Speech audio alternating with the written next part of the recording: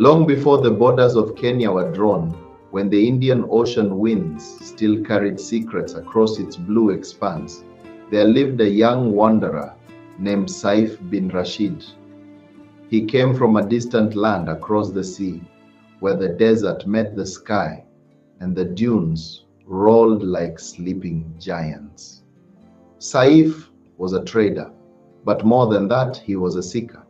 He traveled with his most loyal companion, a tall, sun-colored camel named Mfalme wa Jangwa, the king of the desert. Together they crossed the empty stretches of Arabia, following the monsoon winds that sailors called Kaskazi and Kusi. One season the winds changed earlier than expected. Saif's dhow was pushed far south, beyond the lands he knew. When the storm calmed, he found himself near a coastline unlike any he had seen. Lush forest behind him, turquoise waters before him, and people whose language danced like poetry. This was the coast of ancient Swahili towns, Lamu, Pate, and Manda, the meeting of worlds. The Swahili elders welcomed Saif, for they believed that every traveler carried a story, and every story carried a blessing. They were skilled sailors, merchants, and poets, and Saif found in them a reflection of his own people. But it was not the coast alone that captured his heart. One day, he followed a caravan inland, traveling through the dry plains of the northlands where acacia trees stood like watchful guardians, and the sun painted the earth in gold. There he met the Rendil camel herders, whose lives were intertwined with the desert. They saw Saif's camel and laughed with delight, for it was rare to see a foreigner who understood the language of camels, the soft clicks, the gentle hums, the patience required to walk with the desert. Saif stayed with them for many moons. He learned their ways, and they learned his. They shared stories of ancestors, of spirits who lived in wells, of stars that guided travelers, and of winds that carried both danger and fortune. The legend of the twin winds. One night, an elder told Saif a prophecy.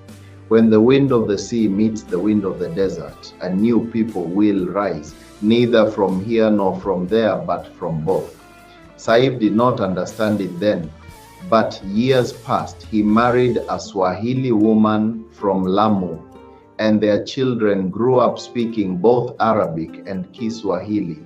They traded along the coast, herded camels in the north, and sailed the ocean like their ancestors. Their descendants became part of the great Swahili tapestry.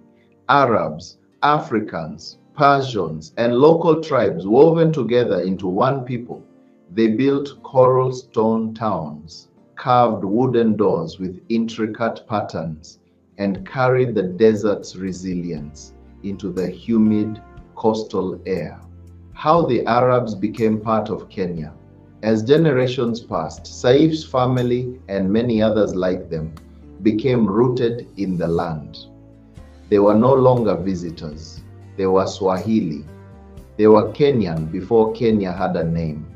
They brought camel culture in the northern deserts, trade networks that connected Africa to Arabia and Asia, Islamic scholarship that shaped coastal towns, architecture, and poetry that still define Lamu and Mombasa. And in return, the land gave them identity, belonging, and a home. The final tale.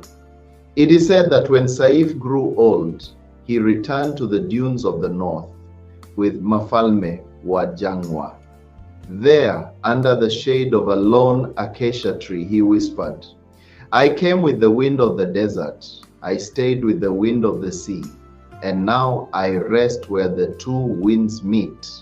To this day, when the monsoon winds shift and the camels hum softly at dusk, the desert people say it is Saif's spirit traveling once more, reminding them that Kenya's story is a story of many winds becoming one.